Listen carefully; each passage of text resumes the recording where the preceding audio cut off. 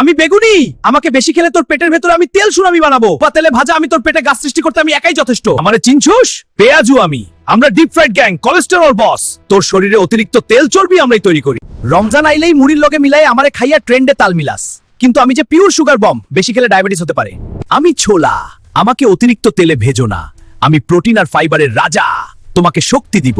আমি হচ্ছি ইফতারের প্রধান আইটেম, আমাকে ছাড়া বেগুনি ছোলা বুট কারোরই দাম নাই বেড়া। আমি থাকলে ইফতার জমে যায় ভাই। কিন্তু সাবধান, অতিরিক্ত খাইস না, নইলে পেট মোচড়াইবো, গ্যাস দিব। আমি খেজুর, সুন্নতি খাবার, রোজা ভাঙিস আমারে দিয়াই, ঠিক আছে? আমাকে শরীরে নেওয়ার লগে লগেই তোর শরীরে শক্তি ঢুকে যাবে। আমি প্রাকৃতিক সুগার, মিনারেল আর ফাইবারে ভরা ফাস্ট এনার্জি চার্জার, তোর ইফতারের সবচেয়ে দামি উপাদান।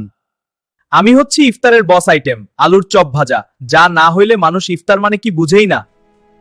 কিন্তু শোন, অতিরিক্ত খাইস না, না হইলে পেট এমন ফুলবো ইফতারের পরে ডাক্তারের পিছনে দৌড়াবি।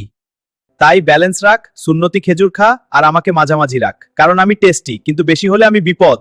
রমজান আসলেই আমরাই থাকি সবার ইফতারের প্রধান কমন আইটেম, তবে আমরা নিজেরাই কইতাছি কম খাইছাম করে, নয়তো তোকে কপালে কষ্ট আছে। পরের ভিডিওতে কি দেখবার চাস কমেন্ট কর, আর জলদি ফলো কর বেটা।